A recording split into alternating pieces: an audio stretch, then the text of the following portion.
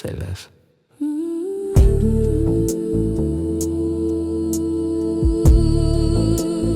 You don't really want the truth.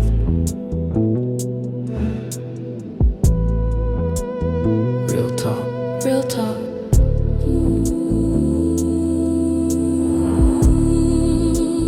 They don't say it, I do.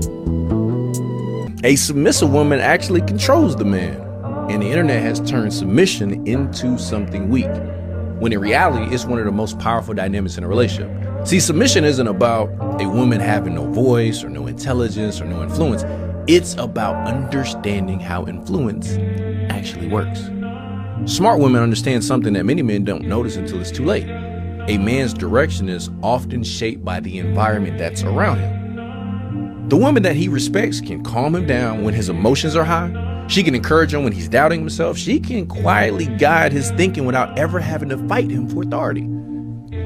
That's real power. Because a man who feels respected will move mountains for the woman who gives him that feeling. He'll work harder, he'll protect more, he'll become more disciplined. But the influence didn't come from control or conflict. It came from how she positioned herself in the relationship. That's why some women can completely stabilize a man's entire life without ever raising her voice or trying to compete with him. And you'll see it in real life all the time. A man who is reckless suddenly becomes focused. A man who was lost suddenly finds direction. A man who used to move carelessly suddenly becomes more thoughtful about his decisions. Respect is the language most men understand best. When a man feels that from a woman, it doesn't make him weaker. It actually makes him want to be the type of man worthy of it. And that's why the most powerful women in a man's life are often not the loudest ones. They're the ones who understand how to influence a man without having to fight him for the role that he already believes that he has. Y'all ain't ready to hear this, but a lot of relationships aren't failing because of cheating. They're not failing because of money. They're failing because two people who actually love each other are treating the relationship like a competition. And somebody has to say it. Weak people need control. Strong people understand influence. And some of y'all are so busy fighting for power that you're destroying the very thing you claim you want. Now let's talk about the word that makes the internet short circuit: submission. And before you close the app, hear me out. Because the reason that word triggers people isn't because it's dangerous. It's because it's been misused by the wrong people for the wrong reasons. People hear submissive woman and immediately think no voice, no standards, no options. And that tells me everything about what you've been shown. Because that's not submission. That's just someone who was never safe enough to be themselves. Some of the most quietly powerful women in history weren't loud, weren't fighting for dominance every 5 minutes. They understood something most people miss: positioning, timing, and how to move a room without raising their voice. Let me tell y'all something. The right person doesn't change you by demanding it. They change you by making you want to be different around them. You've seen it. A man who was reckless suddenly becomes intentional. A man who avoided commitment starts thinking long-term.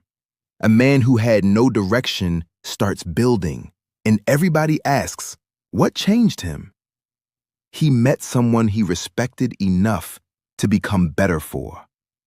That's not weakness. That's influence. And influence is quieter than control, but it lasts longer. Now, women need to understand this. Respect doesn't just make a man feel good. It makes him feel accountable. When a man genuinely feels respected, something shifts. He stops performing. He starts protecting. He stops managing how he looks and starts caring about who he actually is. Because now he has something worth showing up for. Not just someone, something. His own standard. Now, before some of y'all get comfortable, let's talk about these men demanding submission with nothing worth following. No discipline, no emotional control, no consistency, no vision. Getting online talking about, I need a traditional woman. Sir, traditional to what exactly? You can't lead what you haven't built. You can't inspire loyalty you haven't earned. And you can't demand peace while you're the chaos. Because some of y'all don't want a partner. You want an audience. And those are not the same thing. Here's what people hate hearing. If you have to constantly force your authority, you probably never had any. Real leadership doesn't need volume, doesn't need fear, doesn't need to remind you who's in charge every 3 days. Real leadership creates something: safety, clarity, a reason to stay. And real submission isn't given under pressure. It's given under trust.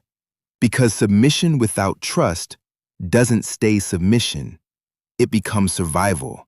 And eventually, it becomes the door. And this is where modern relationships are bleeding out. People stopped trying to understand each other and started trying to outrank each other. Who needs who less? Who has more options? Who's the prize?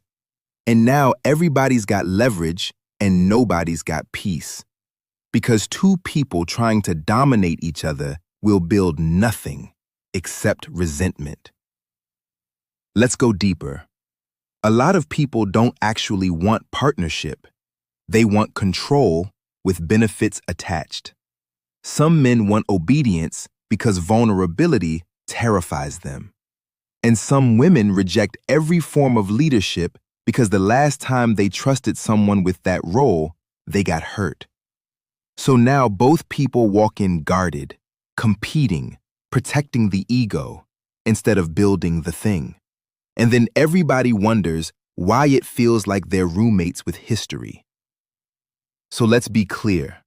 Submission is not weakness. Leadership is not dominance.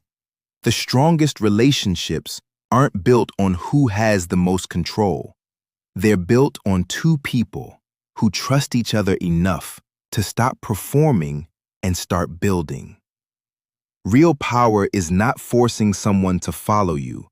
It's becoming someone they'd follow anyway. A lot of people are so focused on winning the relationship, they forgot you can't win something you're supposed to be building. Most people won't say it like this. I will. Like, share, comment, and subscribe for more. Girl, why you smirking like that? Because this book got me questioning my entire dating history. What book? Fire. Why you saying it like that? Because this ain't one of those cute little romance books. This book got tension, toxic decisions, fantasy, obsession, and the type of chemistry that makes you text people you were supposed to leave alone.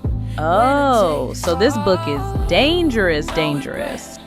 Let's just say, after chapter 3, you start looking at your own life differently. Fire, where fantasies become reality. Some stories stay on your mind long after the last page. Yeah, this book hits different. Amazon link in bio.